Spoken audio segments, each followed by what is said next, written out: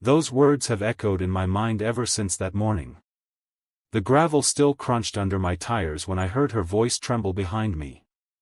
I should have kept going. I should have looked straight ahead, but something about the way her voice cracked made me hit the brakes. The world went silent, except for the sound of my heart beating so loud it drowned out the wind. I remember gripping the steering wheel, staring at the rearview mirror where she stood barefoot on the edge of the driveway, her hair messy, her arms folded around herself like she was holding in all the pieces that might break if she didn't. I thought I wanted to leave. I thought distance would fix everything, her silence, my anger, the house that had become too small for both our regrets.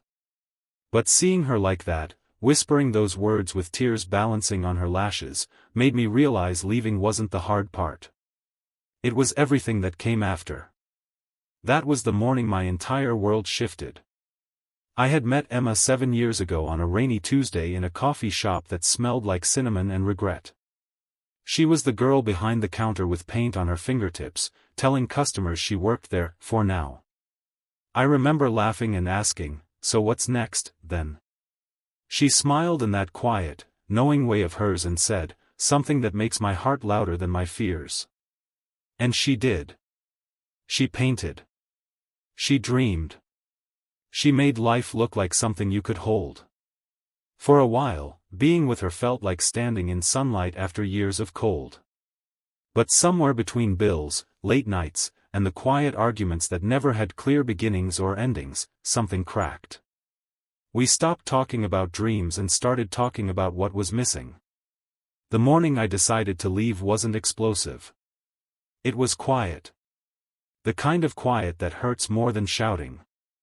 I'd packed my bag while she slept on the couch, a half-finished painting leaning against the wall beside her, a woman standing on a dock, looking at a sea that stretched into forever. I don't know if she painted it for me or for herself, but the look on that woman's face was exactly what I felt inside, lost, restless, and trying to pretend it was freedom. When I walked out, I thought I was doing the right thing. Sometimes we tell ourselves that leaving means growth. That stepping away is strength. But when she came running out, barefoot, wearing that old flannel shirt of mine, and said, "If you're leaving, take your time," everything inside me collapsed. She wasn't asking me to stay. She wasn't begging. She was giving me something far heavier, permission. Permission to leave, but also permission to feel every second of it. To not rush through the pain, or the guilt, or the love that still lived between us. I didn't say anything back. I just nodded, started the car, and drove off. But her words stayed. They followed me through every town, every quiet motel, every empty morning when I woke up and reached for someone who wasn't there. Weeks passed. I took a job fixing boats by the pier in a coastal town 3 hours away. The sea was rough there, unpredictable, beautiful in a way that reminded me of her. I thought working with my hands, keeping busy, would quiet the noise inside me. It didn't. Every evening when the sky turned gold, I saw her face in the horizon, steady, patient, forgiving in ways I didn't deserve. One night, after too many beers and too few words, I found myself painting. I'd never painted before. But I bought a canvas, some old brushes, and just started. I didn't know what I was trying to say, but I knew who I was saying it to.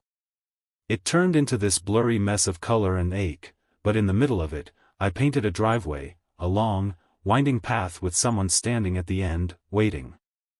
I realized then that leaving hadn't fixed me. It had only shown me how deeply I was still tied to the person I'd walked away from. Months later, I drove back. Not because I thought we could start over, but because I needed to tell her what her words had done to me, how they'd saved me from becoming bitter.